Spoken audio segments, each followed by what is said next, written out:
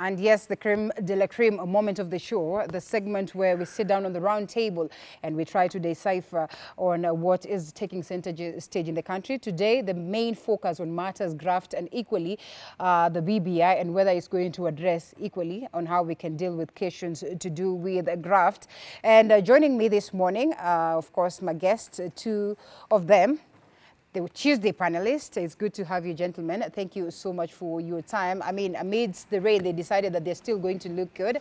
Indeed, you all are looking very, very, very good. Daniel Rogo, who's seated right next to me, a political analyst, and also Victor Marende, political analyst. Thank you so much for your time. And once again, before we delve deep into understanding what exactly we'll be talking about, especially on the Mike Sonko saga, I'm sure you've got lots of reservations in regards to this. And we need to know whether now, finally, we take a right direction towards addressing the issues of Nairobi, or better yet, salvaging Nairobi in what has been termed as a city that is almost running into shambles, or we've put ourselves into a tighter situation based on the constitutional crisis that we are staring at. And the cartoon edition on the Daily Nation in terms of the representation, I'm sure you guys were following up closely on the events of yesterday, and a clear indication that there was, numerous lawyers that were willing to go out there and represent Governor Mike Sonko, amongst them senators. And the argument on ground is that this could even throw us into limbo even more, because then there could be some issues of interest that would need to be addressed. I don't know what you make of the cartoon edition. If you'd have that up, please, Mr. Director, so we're able to look at it. Yes. What do you make of this? Good morning to our viewers. I am not able to see it clearly. Not to worry, we have it right here. Yes, we have it right here. Senator Kipchumba, I hope our expert Marende will also help us. Yes, we have to weigh into that, because then again, we know very well that members of his party would also be here. So reading from this, I think one of the things that I see is the T-shirts that are similar to the ANC party T-shirts. I think it's more of looking similar to the regalia, the national regalia of colors of Amani National Congress. But we also have yellow, which would be URP. That is top, and URP, of course, yellow. So it is insinuating that probably there is a deal for a merger. There is a talk for a merger between ANC and URP. But more importantly, I'm seeing a lawyer, that is Mutula Kilonzo Jr. I am seeing Senator Murkomen. Yes. The guy in, who is this one, on the yellow cape? And also the one that is hiding the face. You know, it doesn't look. The cape looks like Farouk. Hey, the lawyers were representing Mike Sonko. I'm wondering why he's hiding the face. But I think, as we cap into this, one of the interesting bits is that there was a discussion about the Conflict of Interest Act that was, I think it hasn't been enacted yet. Just yet, where what would be, if a senator who is a lawyer, for example, would he or she represent a governor who, you know, is taken to court for corruption cases or criminal matters, as that is not really seen as a matter that is on a conflict of interest. And so this is a discussion that is would be interesting for us as a country to hear, because then remember the separation of power issues, that senators are always summoned, the senators are summoning the governors to answer the charges, especially on charges of economic crime, specifically on corruption issues and you know, in other matters of corruption. But then it is the same senators who are also representing the governors in court. So Kenyans are left with the egg on the face, wondering then now who is acting to expedite these cases, who is hearing the issue. Because they are the same ones who we trust in the committees that are quasi-judicial in nature to hear the cases of the governor, but are the same ones who are running in court to represent these governors in court cases. So it could be interesting. Then, of course, there is a floodgate that is opened by Governor Sonko. You know, through the door, I think it's through the window of these governors who are hiding. Or a goalpost. Or a goalpost or something similar. But it's interesting that you know they are touching their rare parts. I don't know why they are also. I don't know whether there's a point of shame, or they are caught off guard and they're trying to hide their nakedness. So it's quite intriguing for this kind of pictorial. Yeah. It insinuates a lot of things that really Kenyans yearn to hear. Yes, Senator Kipchumba Murkomen saying that, I mean, them coming there would not cause any kind of conflict of interest, and they would come in handy towards ensuring that, of course, there's that speed-up process of dispensing justice. And when you look at that, and the fact that, as Dan rightfully puts it, these are the very same people who equally would be on questioning the governors at the Senate committees. I mean, what do you expect of a scenario whereby then they're the very same figures that are representing him? Linda, good morning to you. Morning. Good morning to our viewers. Yes. Happy birthday. Hey, Thank you. Belated is always How did you know that? That was like, I know last week, Manze. Oh, really? I know. It's like, it's okay, thank you. Yeah. So, Wait a minute, have you seen this clip of this Django guy who keeps saying, happy birthday, happy Valentine, happy that? So it's like, it sounds like, yeah, yeah, so, what Dan is saying is good, and I wouldn't really want to contradict him so much. But then, Dan, care to know that there is a ruling in court on this issue, because it didn't start yesterday. Yeah. We've had advocates go to court on behalf of clients who are public officers, and they're also public officers. Right. The first of its kind was I think in 2009, just after the Grand Coalition government was formed, and Senator Masika Wetangula, then a minister, had a case in court, for an embassy that might have been sold irregularly. I'm not so sure. And he was represented by a fellow member of parliament who was also a cabinet minister then. And when they went to court, through the litigation, a ruling had to be made first, whether the minister should have represented the embassy. No, I mean, Moses Masika Wetangula, yes. And the judge clearly stated that it was okay. Right. Because there is a difference between profession and being a member of parliament. Now, through the years, others have come. The other day, the DPP took issue with the Senator for Siaya, James Orengo, in his representation of DCJ Philomena Mbete Mwilu. And when a ruling was made in court, the ruling was still in favor of the advocates, that the courts did not see conflict of interest. Yes. And I want to tell you today that these same lawyers we call state officers and senators, Are the very same. if today Nurdin Haji was given an opportunity to hire them to represent the state, he would, if they would accept. That one I can confidently tell you. Well, he decided to go for Horeshi and overlooked these other ones, which brought a lot of trouble. And you also know Qureshi lost terribly, and I've never seen him after that loss, by the way. It was a loss of money. It was a loss for him, yes. So that was a way a way of telling the DPP that we have competent lawyers in the country. So this is a very litigious matter. Right. And we can't just look it at face value, unless, because if a court ruling has been done, then a higher court has to disqualify it. Yes.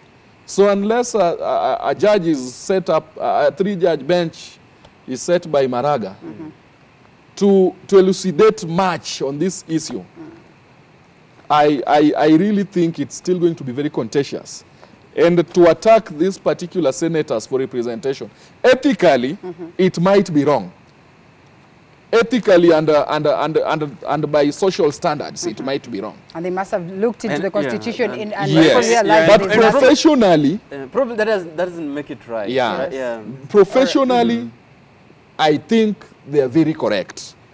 What we need to diffuse more on is the nature in which Sonko was arrested. Right. Because that has also been brought to the public. Contention. Hold your pace, hold your pace. Let's introduce this, formally, so that now we delve deep into, of course, understanding what the intrigues of it and where it places us as Nairobi. Because we could be looking at that, but equally the interest of Mike Sonko, who's a Kenyan, is pretty much of importance, because then he's well protected by the Constitution. And Nairobi County Governor Mike Sonko Mbuvi and other suspects implicated in Kenya shillings 357 million graft case will continue being guest of the remand pending ruling of their bail applications. Now, the prosecution wants Sonko denied bail with claims he was pending he has pending cases after he escaped from the Shimo Latewa maximum prison. The defense, on the other hand, argues their client are cleared from all the agencies and has no criminal records. Our reporter Jeff Haemba looked into that story, of course, gives us this. Mike Sonko Mbuvi, the flamboyant and the controversial governor, later team of the suspects are the Milimani locals to face the charges. Mike Sonko Mbuvi, who had spent 3 nights at the EACC police station, appeared before Justice Douglas Ogoti for the plea taking with the several charges being leveled against him. The prosecution, led by James Kiaro, posted the release of Governor Mike Sonko Mbuvi on bail on grounds that he is at flight risk and is likely to abscond the court, intimidate the witness, and also interfere with the investigation. Particulars of the offense is on or about 19 January. But a group of Sonko lawyers led by Cecil Miller opposed the prosecution request, saying bail is a constitutional right. The DPP also wants the governor denied the bail, with the claims he has other pending criminal records ranging from the Shimo Latewa maximum prison. Cecily Miller, on the other hand, says his client cleared from all the relevant agencies. On 12 March 1998, first accused was convicted for failure to appear in court at Shimo Latewa maximum security prison. He sought treatment at the Coast Provincial General Hospital. However, Your Honor, the first accused escaped from lawful custody. Attached an extra of Wycliffe Ogalo, Commissioner General of Prison, that has come from the prosecution. It says, the prisoner was discharged from this institution in 2001. The institution, however, does not know how his escape case was disposed of by CMC Court Mombasa, and also how other cases were disposed of by CMC Court Nairobi, as well as courts in Kibera. And that begs the next question, Your Honor. The prosecution further sought the orders barring Sonko and other public officers from accessing their offices, pending hearing and the determination of their case. However, Mike Sonko, through his lawyer Harrison Kinyanjui, says Justice Mumbengugi's ruling over Samburu Governor Mwazalena Kulal was misinterpreted. That the first accused, being the governor of the Nairobi City County, together with the second, third, fourth, fifth, sixth, seventh, eighth, and ninth accused persons, being public officers, be barred from accessing the offices of the county government. The court said that the Honorable Governor should access the office after notifying the EACC. Now, that is different from being barred. The Nairobi governor and the 11 others were charged with several counts of corruption relating to the irregular payment of 357 million Kenyan shillings. They all denied the charges. Governor Mike Sonko's lawyers also pleaded with the court to allow him access medical attention, claiming that he was injured during the arrest. The Chief Magistrate Douglas Ogoti directed that Sonko's admission to hospital be approved by the Prison Medical Center. After spending 3 good days at the Integrity Police Station, Nairobi Governor Mike Sonko Mbuvi will now be transferred to the Industrial Maximum Prison, awaiting for his ruling on the bail application. Reporting for Ebru TV, I'm Jeff Haemba. All right, welcome back to the broadcast. And from where we left it at, as before we go to introduce the story officially, I think we'll be looking at the events and how, of course, then this will go about for the people of Nairobi. But not to forget, you know, in mentioning what Victor was bringing aboard, the manner of arrest. Let's start from where it all started. Forget about the other sessions that he's gone through, you know, getting to the EACC and all that. The manner of arrest in regards to that, because then it's pretty much important that we take note of how important it is that we take care of the rights of every other individual. At that point, if you're a suspect, at that point, if you are alleged to have conducted, you know, issues to do with corruption, there is a way that you should be, you know, of course, treated as a citizen of Kenya before it gets to this particular point. So you had some reservation in regards to the manner of arrest that probably could have informed the kind of, you know, representation he's getting from the numerous quarters of lawyers.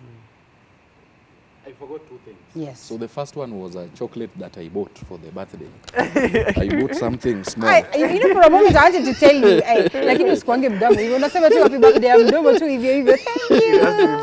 Yeah, This will share after. Thank then, you. Watu wa kusema na kutenda. Si ukue governor. So, no. Tuendelee. So, yes, thank you. The intent. No. The intent is as good as the bad. Dan is a very malicious man. When we let a conversation, let's proceed with the conversation. Dan, please. Okay. Let's proceed. I know Dan grew up in the village so much. Okay, senior. So he does not understand some of these things. He doesn't understand some of these things. Some of us love surprises, so whatever the intent, we are thankful. Yeah. Thank you. I know what he thinks about that. You being from there, I needed to have done. Aren't we over 18? Yeah. Aren't we over 18? I think he wants us to overeat.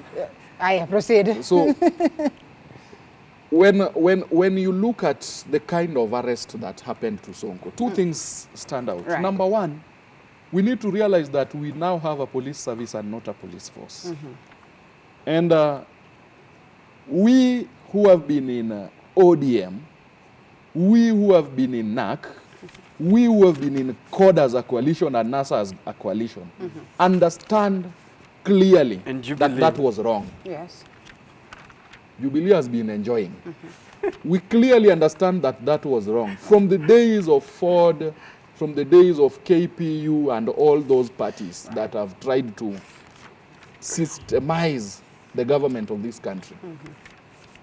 And you realize that slowly you could see the dark days in that kind of arrest. But then, before we call it a dark day arrest, we also have to look at how the governor behaved. Yes. So that then the police had to apply force. Yes. Because there is a way in which he seemed to have been resisting arrest. Yes. He turned abusive. And the police are even intending to have assault charges against him. Yes. So it's a two-sided coin. Before the public decries, and I've seen leaders talking about it, before they decry the nature of Sonko's arrest, they must first remove the word leader. Because when some claim that it is wrong to treat an elected leader like that, then it means, in simple terms, they're trying to say it is right to treat a common Kenyan like that.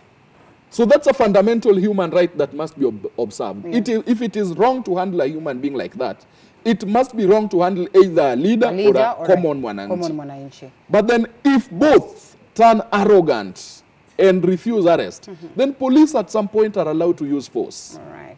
Why should it get to that point, Dan? I mean, because then again, when we're talking about a situation where someone has been assaulted, sincerely speaking, we're talking about a governor.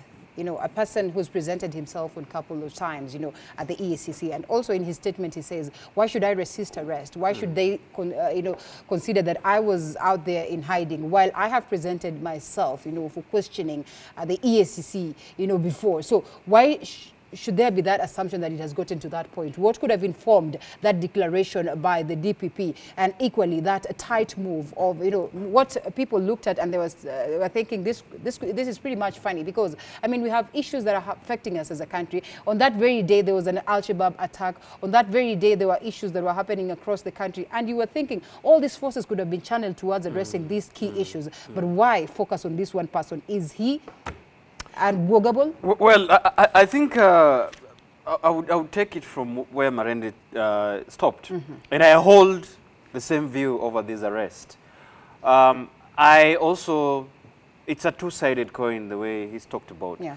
When you saw exclusively the Director of Public Prosecution making a statement and saying the reasons as to why he finds it to issue warrant of arrest against the governor and other county officials.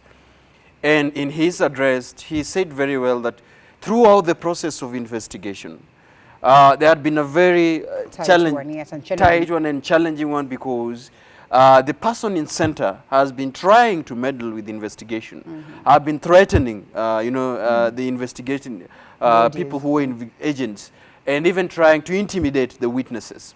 And therefore, in his conclusion, he said that anybody who will stand in between the due process of the law will have him or herself to blame. So us as citizens who are reading from that script had probably imagined that the arrest was going to be dramatic, of course. You remember just the day before, and looking through the handle of the Director of Public Prosecution, they even giving a case where, trying to assume that the governor is abating arrest and trying to hide and go through another jurisdiction.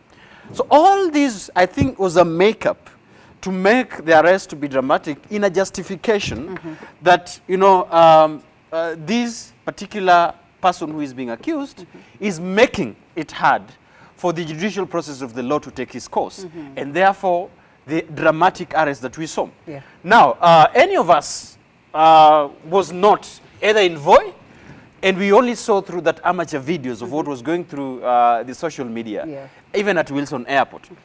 But as Marende has just talked about, we wouldn't be mentioning that anybody who was condemning this was using the tag leader.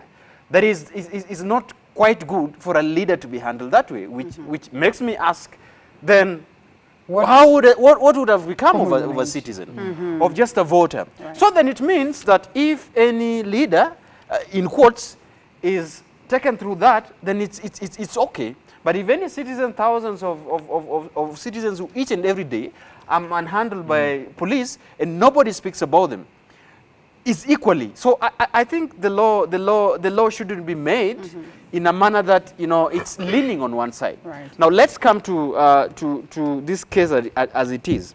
Now, allow us first of all to introduce Cyrus Litswa as manna from heaven. He's just fallen, and here he is with us. Good morning, Cyrus. Good morning. How are you? Thank you so much for, and we're good. Yeah. Yes, it's okay. The rains, can really be something, so it is allowed. As we proceed, of course, with that, we're talking about Mike Sonko's, of course, arrest and the charge in court yesterday. Clearly, he is not getting the bail, and most importantly, where we are placed as a people of Nairobi. So you can proceed, Dan. Now, without talking about the merits and demerits of the case, because it's a case in court as we speak, right now, what is the status of Nairobi? Yes, the biggest think, question. I think this is the elephant in the room. This is a county that has operated without a deputy governor. This is a county where there is a wrestling each and every time in the county assembly. Right. As to why we should be having a speaker, or the speaker should not be there, or the speaker is making back a dramatic comeback or making back a dramatic exit. So this is the status of Nairobi that we are in. And Nairobi where, as we speak, the roads are dilapidated. In Nairobi where, as we speak, we are pretending that the services are there. Nairobi where we speak, floods are ravaging and buildings are falling. Yeah. And you see, people are stuck in the building, others are dying, and nobody is questioning as to why we ended up being here. And today, I think I'm in agreement with what Marende is saying, that of course, where should we direct our question to? Yes. The first question that we should be asking, and I keep on asking the voters, we are having what I think in Governor Nyong'o in his book about Kenya, whether parliamentary or presidential yeah. brought up a question about the artificial citizenry. The citizens that we are having, including the Nairobi, are artificial. Yes. In fact, that you are voting a leader and you are exposed by a plethora of leaders, but you chose the wrong leader. Right. Asking yourself years down the line why you are not getting the services. Asking yourself down these why there's a problem in Nairobi, and that was your choice. All right, and let's I listen keep on into saying, this phone call, Okay. and then we come back to you. Good morning, John Adamba from Bungoma. Bushe. Wageni wetu hapo Busiere, yani Busiere maana yake ni Good morning. Bushe sana. And respond to. Wacha niseme namna hii Linda. Ndio. Wahenga walisema mtoto wa nyoka ni nyoka. Yeah. Narudia kusema tena mtoto wa nyoka ni nyoka. Ninamaanisha mfisadi awe ni kiongozi, awe ni mwananchi maskini kabisa, Yeah. lakini ni mfisadi akamatwe, ashtakiwe, Yeah. akishtakiwa afungwe na ile mali aliiba tuone inarudishwa. Linda, ninasikitika mimi. Tumeshuhudia watu wangapi wamekamatwa hapa. Tumeshuhudia viongozi wengi sana wamekamatwa, lakini baadaye tukifuatilia mambo hayo, hatuoni jambo ambalo linatekelezwa, lakini kukamatwa tunaona. Ningependa kusema namna hivi, ukweli ulioko kama anti-corruption itasimamia mambo kama haya vizuri, wale wanahusika na ufisadi wakamatwe, hiyo moja, washtakiwe, 2, wafungwe, 3, na 4 warudishe ile mali ambayo waliiba. Ni mali ya wananchi, ni mali yako Linda, ni mali yangu mimi Adamba na mwingine, ili iweze kufanya ile kazi inastahili. Thank you very much, Linda. Thank you so much. All right, asante sana, John. And the sentiments of John, technically the sentiments of every other Kenya as it stands today. Before we proceed with you, Dan, allow me to just loop in Liswa so that at least we can also hear his reservations in regards to this. It's the first time that we're meeting upon that Friday Kamata Kamata affair. And what, of course, the judiciary, has been looked at, numerous times, has been looked at as the missing link on the fight against graft. But if you'd remember very well, Chief Justice David Maranga has said a couple of times that we cannot win the war on graft if we are to take the Kamata Kamata Friday away direction. I mean, what's important is that we have to get watertight cases with proper evidence presented in the presence of the courts so that they are able to make crucial judgment in regards to convictions, in regards to getting the recovery of funds or assets for the common mwananchi. So as John would say, that it's important we have these convictions, we realize them and we get recovery of assets. What do you make of the Sonko's arrest, and where do you suppose it will end, and where will it end the people of Nairobi? Thank you. Looking at the Friday arrests, what I can say is that the DPP and the EACC only take Kenyans for a ride, because they do it for a show. Okay. They do it just to tell Kenyans, to show Kenyans you are working. But when we go back to the courts, when they take the accused person in question in courts, to the courts, you'll hear the same DPP telling the judges or the magistrates, let us hold this person for 14 days to do further investigation. And when this person was arrested, they come, they say, we have collected evidence, we have enough evidence, we have done our due diligence. But now what makes them come and say, let us hold this person for 14 days, let us hold this person for 20 days, right, to make make our case strong. And yet they had all that day. There's the judiciary, as much as it has failed, but also the office of the DPP and that of EACC have failed in a larger way. And these are some of the things that need to be looked into. Because when you are building a case, you need to have a strong evidence on that person that you are accusing before you take him to the courts, so that you can give the judiciary its easy time to do their own work. Because when you start interfering with the judiciary, then we come and ask our questions. Why do you want to have more time with the person who you are saying is a culprit? Right.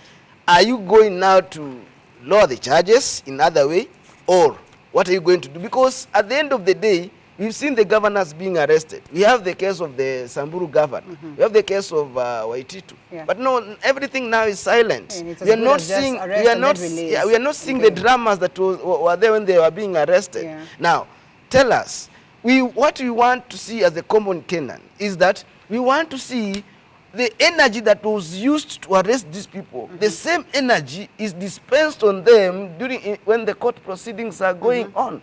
We want to see the true the true picture of the DPP when tabling their evidence before the magistrates and say this person is held because of this and this, and we are very sure this is what he did.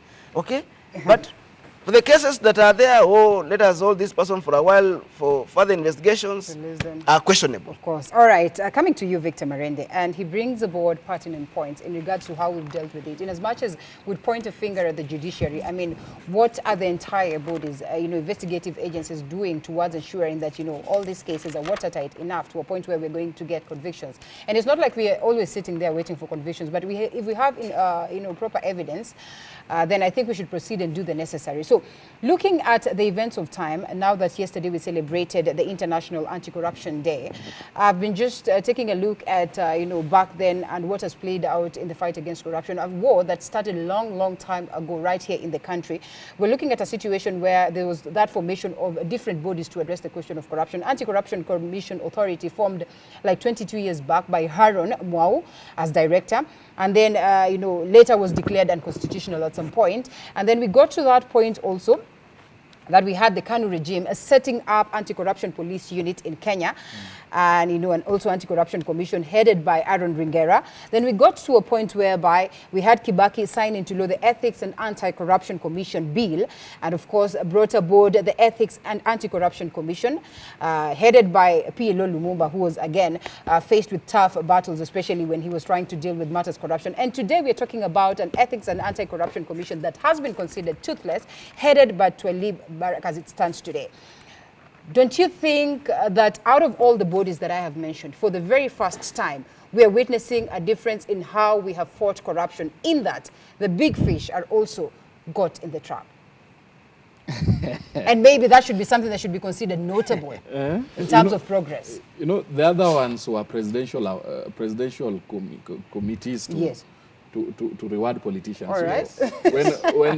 When Moi formed the anti-corruption body in '97, I think, when he installed Aaron Mwau, it was a political reward. And you know the kind of scandals that Aaron Mwau got there. And he even tried fighting his way back politically. Could it be the reason why, of course, they were not successful? Or maybe there was no fight on corruption at all? Mwau was a politician. Right.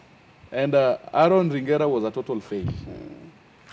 The best that we've had as a country there was PLO Lumumba. Which, of course, you think it's, are you in disagreement? I know why you must disagree. PLO is a tough cookie.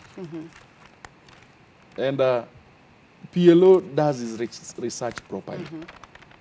Doesn't bluff around. How do we consider him the best when he was not allowed time to actually do anything much? But you know the kind of things he presented. Right. And that is what couldn't allow the members of parliament, because he was touching the nerve of corruption in the country. Yeah. When you want to touch the nerve of corruption, don't go for governors. Go for these members of parliament. Right. That is where it lies safe and sound. Is that to dispute then the toughness and tightness of the likes of Nordin Haji, who's also been commended very well, the likes of Kinoti, and equally, well, Twalib is just getting into the office, not there for a long time, so we can only wait to see what much he can, Haji is not at the EACC. Right. It's not at the EACC, but it's also investigative agency that is key, but he is not at and the instrumental, EACC. At the EACC specifically, PLO Lumumba did a good job. All right. But he wasn't allowed that good time to do what he wanted to do. And it brought that fight for might between him and the parliamentarians when he called them big fish. And you realize someone called a press conference. I think it was this guy who came from Belgut. Belgut member of parliament then. Then. Yes. I've lost the name also. He called a press conference and said we cannot be called Mbuta and Samagi. And that he has never stolen any land in the country. And I was like, okay. So no land has ever gotten lost through him. Yet it was public knowledge that he had the land. So I think PLO did some good job. DPP Nurdin Haji is doing a good job. Do you see him surviving? In, you know, when you take a look at his, I mean, when you try and observe this in regards to the lessons of history? Him surviving depends on the parliament. Okay. You know, I watched... Dan is itching. Yeah, he's itching. But I watched Raila speak yesterday. Right? and diffuse more on his role and the role of parliament. And I realized that I've also been reading the constitution partially. Okay. And I think Nurdin Haji's survival depends on how he's going to handle our members of parliament and how he's going to handle the kind of arrest that he's making. Because a frustrated caller has called that since the arrests, no successful prosecution has happened. Very true. But then in the mind of Kenyans, a successful prosecution is when someone is in jail. Kenyans do not want to understand that you are either guilty or innocent. Right. They want to see you guilty because you are arrested. So I think that is also a misdoing in our part. Right. That we believe that exams are set for people to fail, and when you are tested in a court of law, then you must fail the test. Right. Some must win for obvious reasons. Some must fail. But for the longest of time, a majority of them have won, yes. It means the cases are not that tight. Right. Now, to the issue of you asked about the Sonko issue coming with the Shimolatewa issues and all that. Now, I really never wanted to speak about the merits of that case. Right. But if it is true that Sonko escaped from Shimolatewa because it's an allegation, then he must not be given a bail because he will escape again. But on records, he's said that he's been a criminal before, and based on that, we should not judge him based on his past. I don't know to what I'm trying to say, what I'm trying to say is that the bail terms are always very clear. Because this time around is actually even more... The bail terms are always very clear. That you are given a bail because you are not going to escape. Very true. Flight risk and all these things, But if it can be proven beyond reasonable doubt that he has ever escaped, he should not be given a bail. Then I think he should not be given a bail. Yeah. All right, not given a bail poses Nairobi at that level of crisis officially, because then it will be as good as the fact that we do not have a governor. So where does it place us, Dan, as you help me with that paper? Now, well, this is why I said the issues of Nairobi must be dealt with in retrospect to a number of issues. Politically, looking at the politics that we are just getting into, legally, as Marende has put it well. But I agree to some extent. Let me begin with the issue about the multi-agency authorities that are dealing with the investigation. The reason as to why I think I'm very skeptical about the works of PLO Lumumba is the same mistake Nurdin Haji is doing. Okay. A lot of press conferences and a lot of bravado and a lot of words, high voltage files and big fish and small fish, but then like Marende has got it, there is no prosecution that comes towards a completion. And if you say that, well, there is an exam for people to fail, and not everybody is passing these exams, then we must be questioning the examiner. How come is it that said that everybody passes this exam? Nobody has ever failed, or in this case, and as Kenyans want that nobody has ever been in jail, but not only in jail, the repatriation of stolen money resources and recovery of assets. And I think this is the most important thing. During the State of the Nation address, President gave some figures about some millions that had been repatriated back, and the assets that have been recovered. But vis-a-vis what was stolen, I think it's still unmatching. So I think for me, any prosecutorial authority or any anti-corruption czar would be judged based on the number of prosecutions they make towards a completion, and if they're very successful, towards repatriation of property and the resources back to the public coffers. Because you cannot dip your hand in a public cooking jar and you're left to go free. yesterday we saw sensationally how one of the police officers are really complaining that even them it's been very difficult to sustain, yeah. because people are stealing public money, even for them to be paid. That is a police officer complaining. Yeah. You know, how then? What about the military? What about, you know, all other agencies? Yeah. So I think this is one of the issues that we should actually delve into.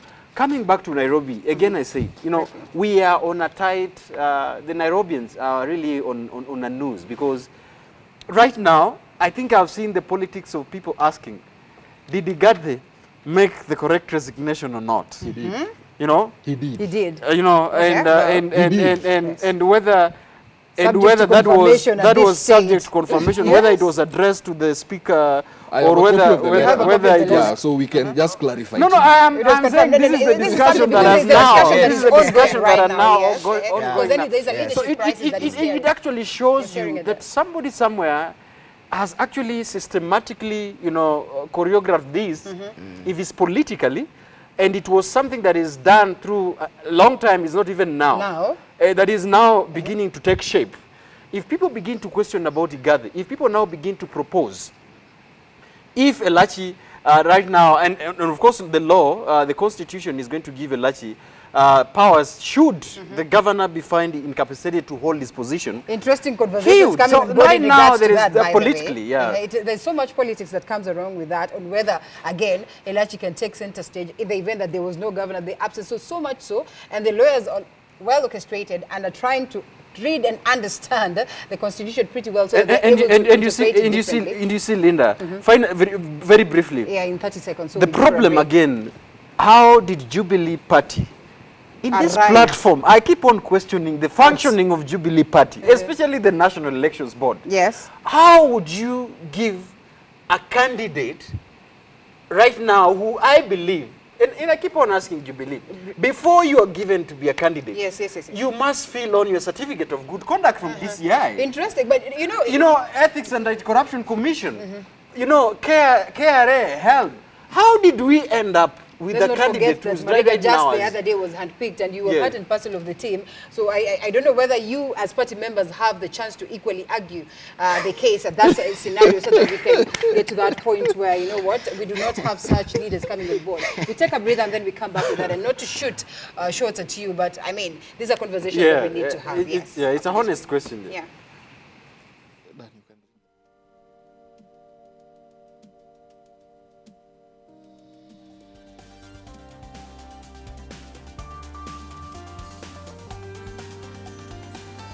Clearly see the events of yesterday, right from the time of the arrest of Governor Mike Sonko, and you know, we know very well what played out in regards to that. Right now, Nairobi is staring at a constitutional crisis, and events of the day of yesterday clearly showing that Mike Sonko could not be able to get bail.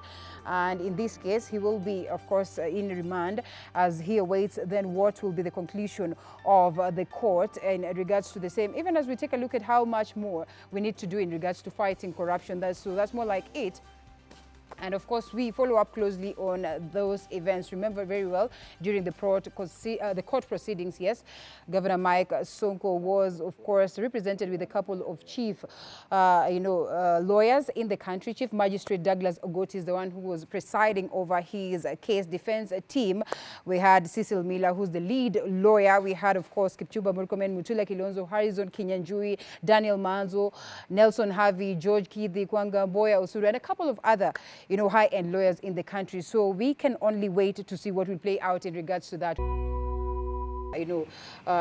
Dan was asking on how Jubilee as a party got to this level where now we have, of course, Mike Sonko as the governor sitting in Nairobi, and all this crisis that we are staring at, on what would be probably the possible directions that we are going to take, and outlined right here on the Standard newspaper.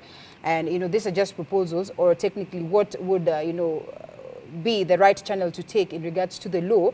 Point number one, an amendment to the County Government Act to provide for a member of his cabinet to act as governor pending conclusion of the cases against him. Two, impeachment so that a County Assembly Speaker Beatrice Elachi can act as governor until election is held within 60 days. 3, President Uhuru Kenyatta could suspend the county government for 90 days, pending an election under Article 192 of the Constitution. And of course, point 4, Sonko could lose his seat if jailed for at least 12 months, paving way for a by-election. Numerous proposals coming in regards to that. Let's listen in to what Cyrus Liswa has to say as we get to wind up on this. And I don't know why, for a moment, Victor sort of felt like, okay, one of the proposals is not in the best of shape in addressing the crisis in Nairobi. He will, of course, give us his sentiments as we get to wind up on this particular subject. But unto you, what Dan was bringing on board, I mean, where did the rain start beating us? Sometimes don't we sit down, you know, as parties, don't we sit down as the electorate and try and analyze the situation on ground before we get certain characters on board? Thank you. I've said here before, and I still have to say, the problem we have in Kenya is the institutions that are there to guide us. We have the political parties office here at Lions Place. This office is mandated to ensure that the political parties adhere to the rules and regulations of the country. But this is one of the institutions that is not even playing its role. Because every political party, 2 years after an election, every political party needs to have an election within itself. And within the Constitution, I believe, and I stand to be corrected, no government leader should hold any position in the political party. No MP should hold a position in the political party. So a political party is another oversight, should play an oversight role on its members who are elected on that political party. But that is what we are not, that's not we are not seeing at the moment, and which is leading us to all these problems. If we have a clean political party, then we cannot have the likes of Governor Sonko. Because, and I have always said, political parties take Kenyans for a ride.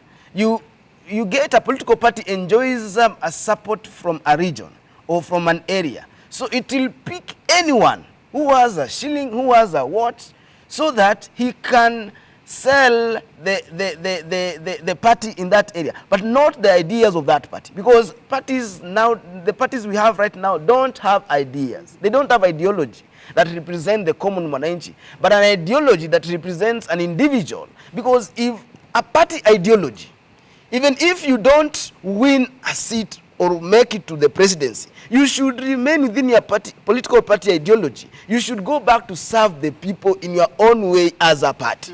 We've seen when you go to Tanzania, CCM serves people as a CCM. Chadema serves people as Chadema.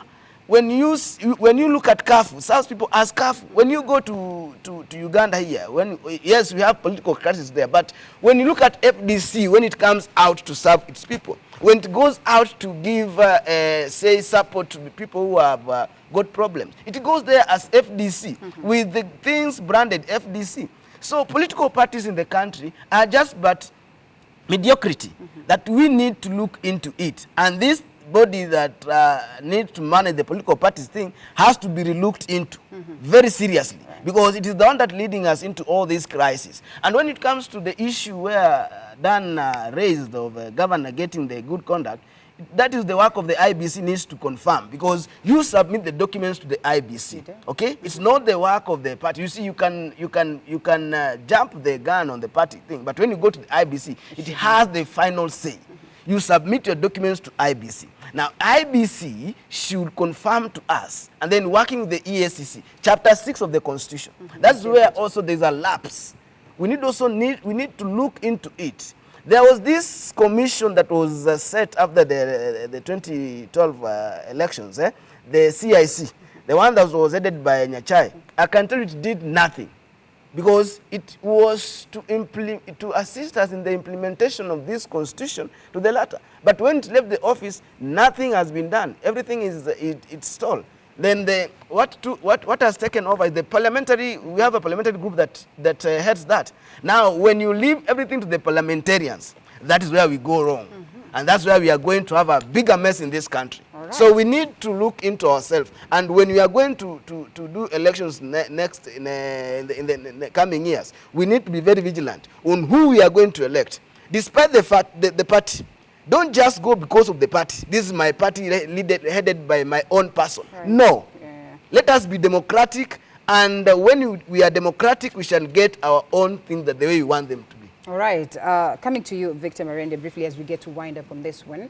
And he mentions Tanzania on how they have progressively been able to deal with their issues, more so corruption. You literally say that Magufuli is fighting corruption one man, and, in a way successful or progressively in comparison to what we experience right here in the country. Do you suppose that, their formation of governance systems and, how sober they are in terms of addressing issues, politics, could be informing the reason as to why they're successful in addressing some of these? And, we are staring at a situation whereby we as the economic powerhouse of East Africa, or, amongst African countries, looking at a situation whereby, there could be that overtake, coming from our brothers on the other end. Why are we at this particular stage? And why do you suppose then that some of the proposals that are coming on board, would not be very good towards addressing the issues in Nairobi? Because then this has opened a Pandora's box, where now we have to go back to the drawing board and see what is it that we did not do right. Are there loopholes in the constitution that needs to be sealed? And then we start off with this conversation.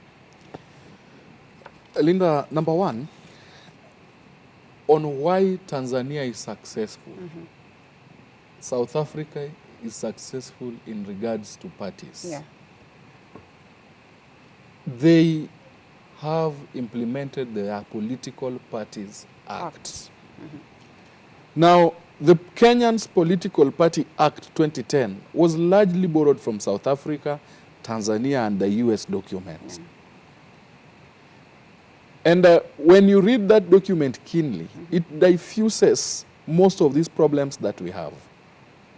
That let these parties be institutions, let them stand for an ideology, and let these holders of office in the party positions be devoid of corruption. But then, all the parties we have in the country are not striving to be institutions. Right. We are not striving to institutionalize those parties. And when you look at the organization in itself, when Lucy Ndungu was there, Lucy Ndungu acted the whole term. What did the labor rules say about acting? That you only need to act for a particular period of time. Yeah. Lucy Ndungu acted for almost 5 years, then didn't get the job. She went home. True. Now the current chairperson is also acting. So it means you are at the disposition of the president, and that you must perform as per his wishes. And if you don't, you don't have a contract.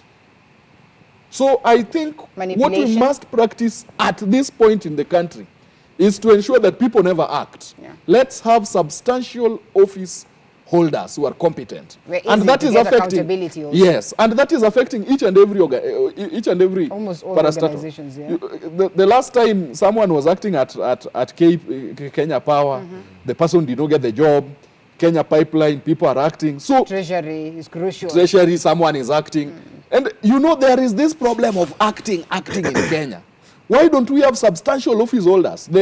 Now the Auditor General is in acting position. These are where Agnes Ouko budget. At least we had at least now someone has been put to there. So we need people not to act. I need to be in office so that I know I'm in office to do the job. Right. That is the first problem. Yeah. Now, a case like Tanzania, you realize that Mkapa had an ideology. Yeah. Kambarage Nyerere had an ideology. And so is Kenyatta. Which Kenyatta? Jomo Kenyatta. Jomo Kenyatta. Which ideology? To rob our Then we are in a serious discussion. He has a reason as to why he says that. Our founding fathers had got an ideology. He might have just drifting away from them. So, okay, Dan, we need to wind up. We need to wind up. So on this let's wind up we on cross this. over to BBI. So Yes. you asked a very fundamental question. Yes. Where did the rain start beating us? In Nairobi. Then after that, where are we and where are we going? Yeah.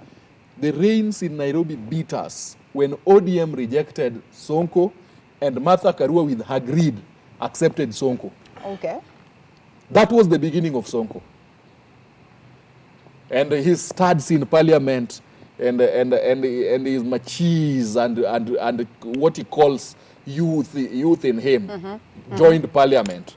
Until to date, you are very ashamed of listening to discussions in parliament. Yeah. Very true. A time when MPs would research on a bill and present in parliament with an alignment.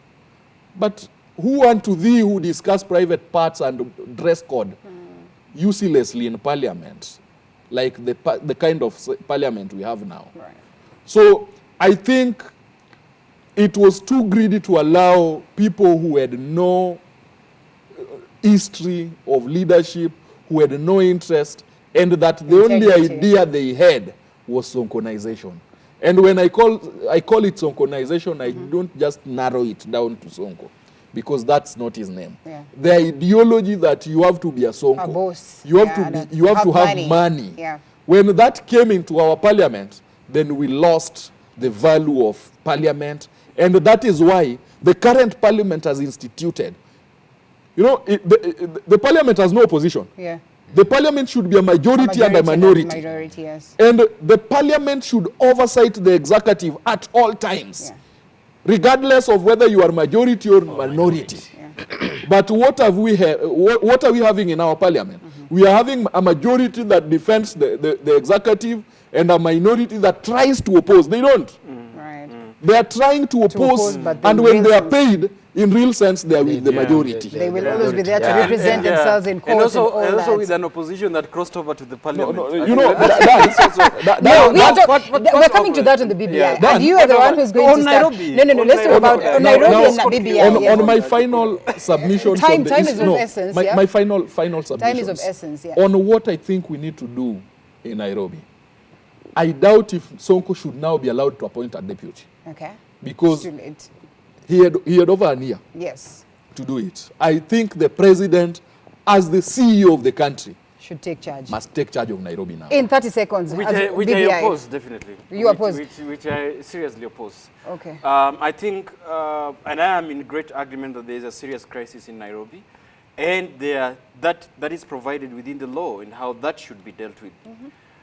We are also trying to assume that this is a matter that must follow the judicial process of the law, not coming through a political undertones. Right now, there is a case in court, and I believe one of the problems I have with this country is, even as much as we have the Universal Declaration of Human Rights, I mean, somebody is guilty and somebody is innocent and proven guilty. Sometimes I think we should, anytime you are convicted of a crime of this nature, I think it's now to prove your innocence, because you're guilty already, You're guilty just already. charged. Yeah. Now, what I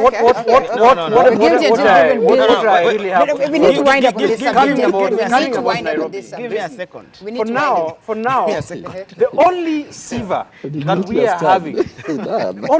that we are having, is that the political parties must vet their candidates. Because IBC, as it is, we cannot say, oh, IBC, we know the nature of IBC that we are having. And I think that's pertinent. That's very important. Yes. All it should go to that. It should start from that. It should start from there. Then we would avoid whatever we are You seeing. see, yes, Linda. Yeah. You see what? There's somebody who took a cat in Nakuru and slaughtered a cat. When this person went to court, without going so many evidences and what, this person was sentenced to imprisonment. We have evidence already. All right. We have evidence already, touching on everything. Why can these people be? Let evidence do the work. We lost Victor from Kericho, who was calling also to weigh in. Let us have evidence. I hope he Let calls us back. evidence do the work. Let us not wait for this. A good conversation division that and is still the- ongoing, so we're going to have much more on this, and we see where, of course, the government will decide to take us, because then we are at the mercy of it, to see to it that at least Nairobi, is able to regain that sanity that we all wished it would have. Crossing over to matters BBI, and the report is now expected to be subjected to the public participation in the next 60 days as the committee tasked with its implementation looks forward towards a final document. And, the key figures that, brought aboard the BBI, that is President Uhuru Kenyatta and Right Honorable Raila Odinga, maintaining the fact that theirs is, of course, looking towards ensuring that we get a process that is meant to ensure a sound political, economical, and developmental environment right here in the country. Unity being a factor, a key factor, all this coming on board thanks to the much publicized handshake between the two figures. So let's listen into what Right Honorable Raila Odinga had to say in regards to us, shunning away from politicizing the BBI report, and then we get the reservations of the panel on board towards the last about 15 minutes.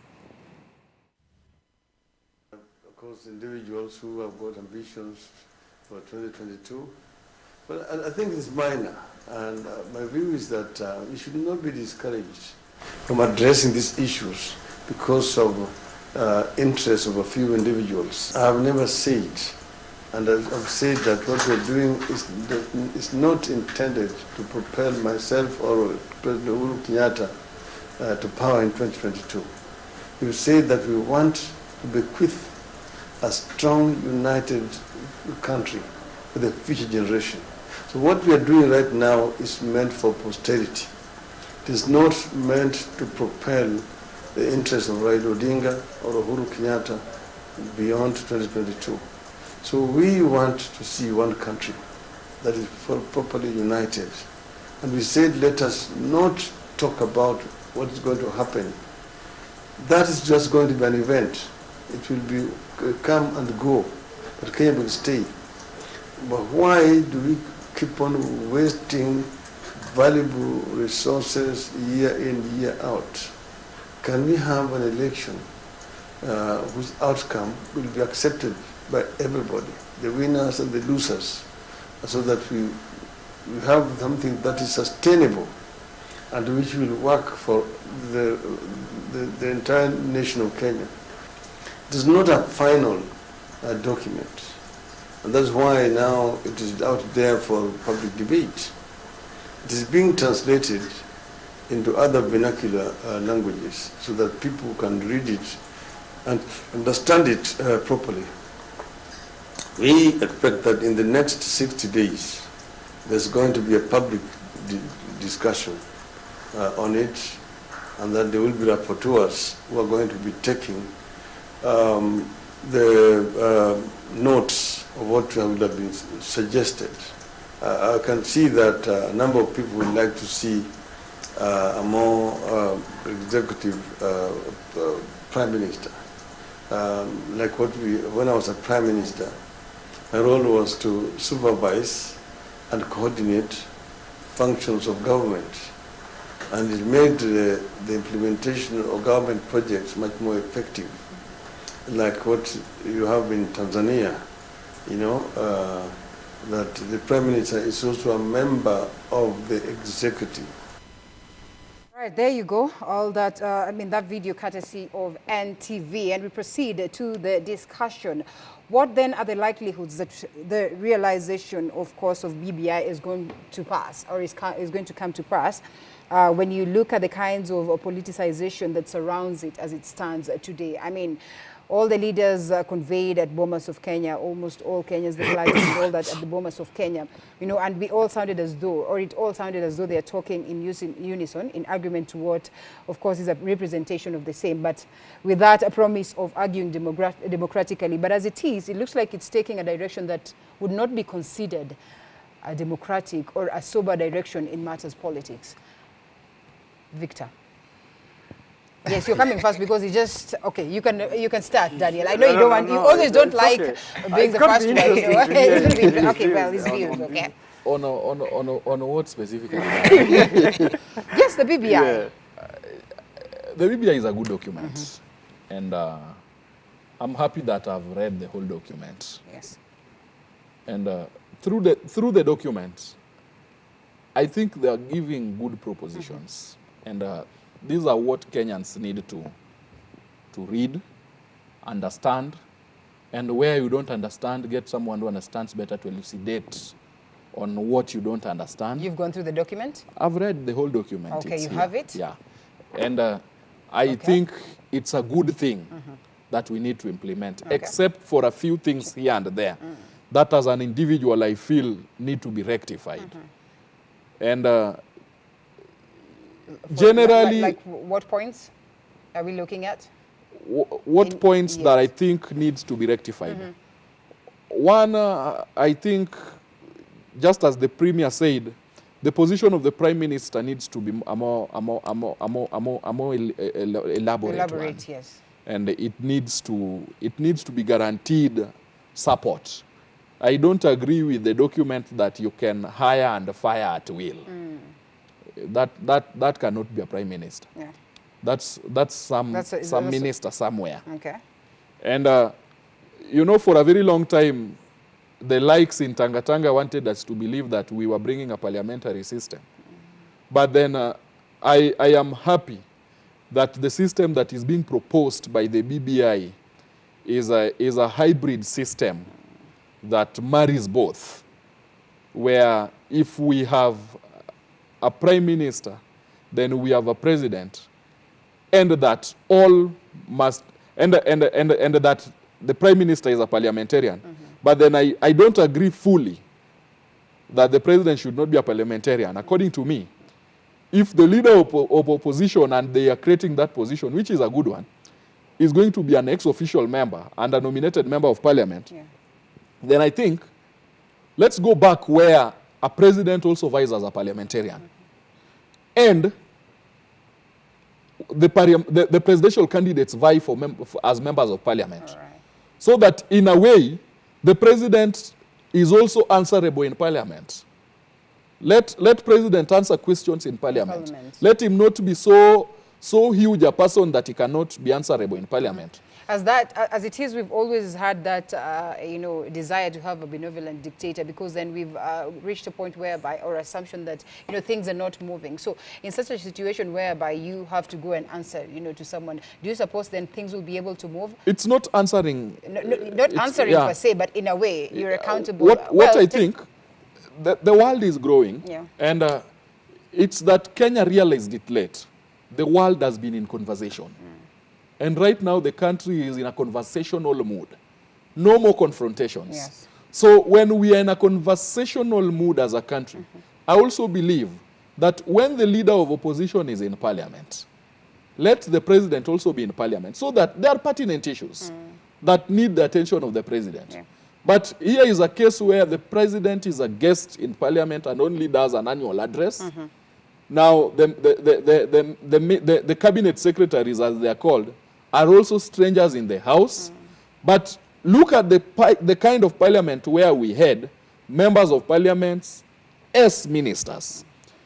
They used to bring bills. When you want to act, for example, we are having floods right now. You want to act on the issue of floods. Yeah. Bring the issue to parliament. Let members diffuse properly on the issue. We'll have a parliamentarian from that particular region. Let him not be a guest in your office. Let him bring the issue to parliament, talk about it, let parliamentarians take a vote on it, and agree unanimously after substantive research on that particular issue. All right. Then it's discussed. Okay. Now, on the issue of corruption, the document is trying to talk about it clearly. But I think on the issue of corruption, let's handle the issues that are there in the Constitution in Chapter 6 and the national values in Chapter 10. Okay. Now, on the issue of whether referendum or not, because it's an issue that has also arisen, save for whether parliamentarians are corrupt or not, this document is talking about the change in the roles of parliament. It is talking about the change in the executive and the roles of the president. Yeah. That in itself requires a referendum. Okay. And I'm also happy, my final submission, that a health commission has been created. All right, there you go. Victor from Kericho, let's listen into what you have to say. Then we cross over to Dan. Good morning. Good morning, Q. Thank you so much for calling in. Good morning. Let's get to hear what you have to say. I wanted to make a comment. Yes. I can hear, I'm a very good proponent of this debate. Thank you. I'm really following what you are saying. I first of all want to congratulate the panelists. Thank you. I want to thank the panelists. They are, especially Victor, especially Marende. Marende is a serious proponent of PPI, which we also do here. But there are a few reservations we want to make here and there. All right.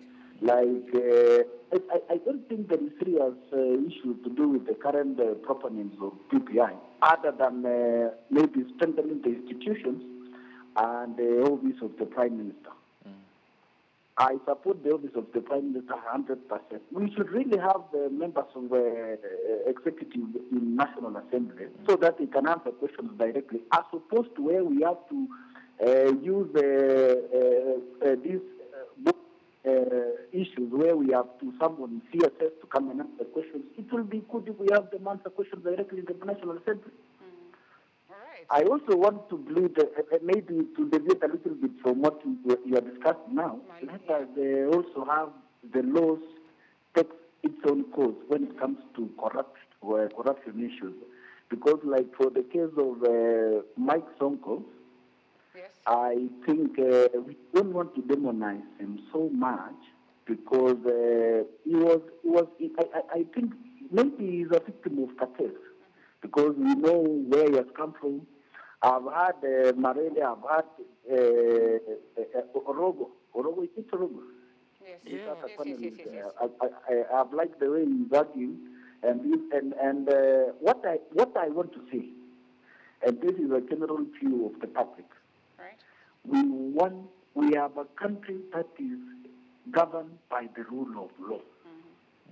We want institutions to be strengthened. When Mike Sonko was arrested in Voi, somehow he was manhandled. And the general feeling of the public is that it was not so good for how, if it could get to a point where he could get his shirt torn, it didn't argue well with the public. Okay. That is not the view of us, and what we want to urge the public is, especially this panelist, a very sober panelist. I want us to really pick the public. We want to give them general views of how people feel. Thank you. Thank you so much for calling in. And in the best interest of time, we have about like 4 minutes, so I'll give the rest of the panel 2 minutes to weigh in their sentiments on the BBI and what way forward with this kind of debate that we're having, whether it should go to Parliament or whether it should be placed on the hands of the public to discuss this and much more. But then again, it's open for everyone to go through it and, you know, place their reservations, and together we make in unison a declaration on its way.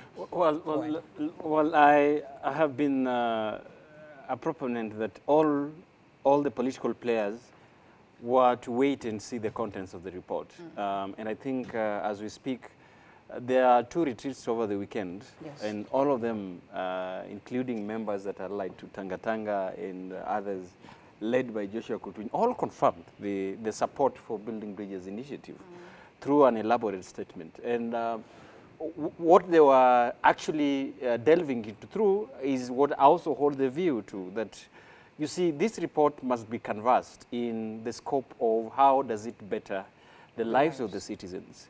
That is my view about how does it make it, if we're talking about shared prosperity, how then would you make that a reality? If you're talking about fighting corruption now, how then would it be an objective way, apart from, you know, political witch hunt, which of course I have seen through that is now beginning to take an effect. I am still going through the report. As you can see, it's quite a huge document. And thanks, Marende. One of the things I agree with the Right Honourable in his interview, as we wind up, is he said that this would be publicized and given to Kenyans to read. Because right now, it's only privileged people who are receiving it on social media platforms. But it hasn't been, you know, distributed. Even a popular version could be well for Kenyans to read. As to how does it, like Marenda said, there are areas, Article 256, I think, touches on some areas where if you speak about there must be a referendum, especially the roles of the parliament, the Independence Commission. If you touch on those ones, they need to be a referendum, which I think now should be given. It is my view that this should go to Mwananchi, because currently the parliament that we are having are not really be able to objectively discuss the contents of BBI. Okay, thank you. Thank you. The BBI document is a good document.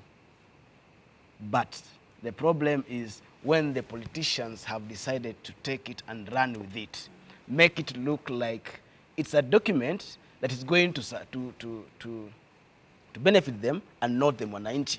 Because, you see, the politicians themselves have taken so much time talking about the BBI itself.